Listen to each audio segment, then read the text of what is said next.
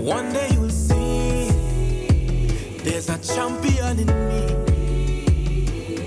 You will see what I see what I see. I have a dream. One day you will see there's a champion in me. You will see what I see what I see. I have a dream. One day you will see there's a champion in me. You will see what I see what I see. I have a dream. One day you will see there's a champion in me. You will see what I see what I see. I have a dream. One day you will see. Good morning, guys.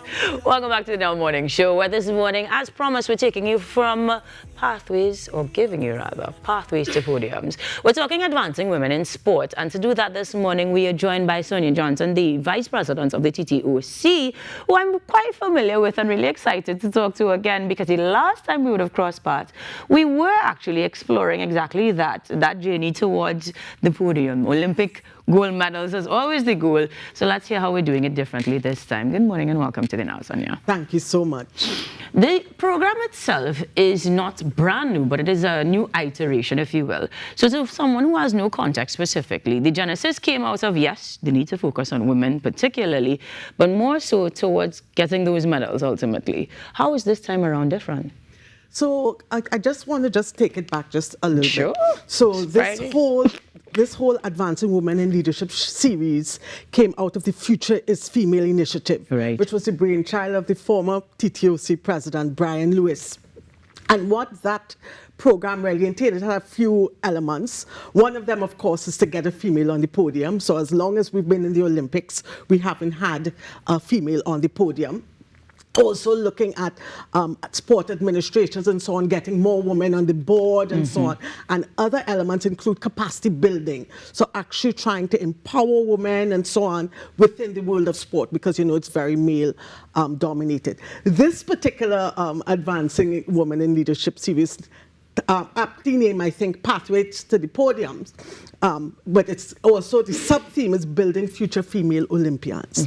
We've seen really where our female athletes have been doing really well on different, we just saw in the Pan American Youth, the gold medal for Shaniqua, yes. And many others outstanding performances. We have the Frederick sisters, we have Janae DeGan. I mean, we have a whole plethora of young women coming up. So we felt in the Gender Equity Commission, you know what, we have the momentum. Let's revisit this. Let's shine the light and put the focus on these female athletes. So this was the genesis really behind this program. Now, the last iteration also entailed workshops and everything from your actual appearance and attire to actual sporting and ethic type conversations. These will continue, I imagine, but what are the enhancements we could look forward to this time? So this particular one is more geared actually towards the podium. So we have we have someone talking about the long-term athlete development, a whole pathway, looking at that, the mental side of it being the mental strength and so on, looking at some of the challenges that former Olympians or current Olympians have actually experienced, because that's how we learn, of right? Course. So we're trying to put all those important components together in one workshop. So therefore, not just the athletes, but sport administrators would know, therefore, what are some of the actions they could take to move towards getting their athletes on the podium. I like how that sounds. I mean, both the persons behind the scenes and, of course, the ones at the fore, making complete sense. But there are certain nuances that will apply to not just female athletes, but males as well. And even persons who aren't quite there just yet or want to can benefit from this sort of conversation. So will this be something that is accessible to everyone? How do athletes, potential athletes, and administrators get involved? So we have taken the time to actually do invitations to sport administrators, to academics, to high-performance coaches, to athletes in general. And it doesn't necessarily have to be an Olympic sport, just because the learning is the learning and the skill set is the skill set. So we've done that, we've explored it, it has been on social media. We have actually a great number of registrants that are expected in tomorrow, because we believe the diversity of perspective is important important for the conversation.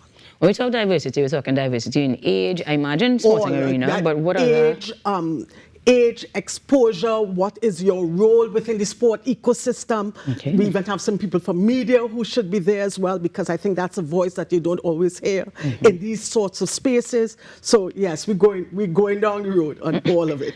She said we're going down the road. And now, speaking of going down the road, which road are we going down to get to this particular one? Because it is in person in terms of the session, yes? Sure. So where are we heading to? So we're heading to the Racket Center, the National Racket Center in Tagarigua. It begins at 8:30 a.m. and is scheduled to finish between 4 and 4:30 p.m. So we actually have a few speakers online as well. We have a former VP of the International Olympic Committee who's going to be doing some opening remarks, female from this region. So we think that will be really inspiring. It absolutely is. The last time around, you had females come in to, speak to the athletes themselves, from everything from even their menstrual and hygiene to the actual athletes and their challenges therein. Can you name any of the persons that we might be able to speak to tomorrow that will be giving those feature addresses? Yes, actually we do, because we're going to be focusing a little bit more on data research and saying the technical side of it. We have Dr. Candace Thomas from UTT. We know she's brilliant. She's done a lot of research on sport in general, the sport ecosystem, so we're happy to have her. We have another one coming in online, Dr. Shanice Thomas as well. Again, we're going really technical. And we're not just doing female. We have Gregory Seal, who's worked a lot with sport and so on, and conditioning and things like that, because that is also important for women. And we know a lot of times women have male coaches and so on who help with these kinds of things, but he's also going to be working with Keva Joseph as well. Kiva. As well. So we're going to have a really wonderful slew of presenters tomorrow. Buckle up. That's all I'm going to say. Yeah, because one day to fit all of that action into it is going to be intense. And this will be in person, but in terms of being able to revisit it, or even those who want to join virtually, is that an option at all this time? Well, not the virtual. We're going to try and see how much recordings that we could do. We may have certain segments that would be recorded and we will make available. I know usually on the digital platforms we get a lot of the highlights of the information, so we'll check them out there. But certainly, as chair of the Gender Equity Commission, because you did mention it before, yes, and of course the VP of TTOC, in terms of your drive and commitment to this cause, it is a no-brainer, as you rightfully put it. We have women that are doing exceedingly well. But what is your drive specifically? What do you hope is the right and continues, not just when we get those medals, but beyond? Yeah, I think that we need to understand the success of women in sport is really the success for all of us. Right? To me, it's a national. When women do well, the society does well. So I think we have to see, even though we want to see the podium, and that's what we're working towards, but the impact is far beyond the podium. So, because if we could see ourselves in these young women, or women in general, who are doing so well, could you imagine the impact on young girls coming up and everyone else? So this is why we feel it's critically important to do something like this at this time, and for the TTOC to throw all of its support behind these types of initiatives. Absolutely. Now, for this initiative and any other endeavor, we do need to know how to contact you. So remind us of how we can get connected. Oh, sure. So you could follow Team TTO on all our platforms. I mean, we've had great support so far, from all our events, Olympics and so on. So please continue doing that. But not just that, not just following the TTOC, but follow all these young athletes, these young female athletes. Cheer them on, because it's because of you that they will have the impetus to continue to do their best. Vice President of the TTOC, Sonja Johnson, joining us this morning to tell us how we can support women as we get them ready to take that podium. We're talking Women in Sport, the Pathway to Podiums program that rolls out tomorrow at the Racket Center and then beyond. Yes. Thank you so much for joining us here on The Now. Thank you so much. Best of luck tomorrow, and you guys stick around for even more ways that you could support the future right here on The Now.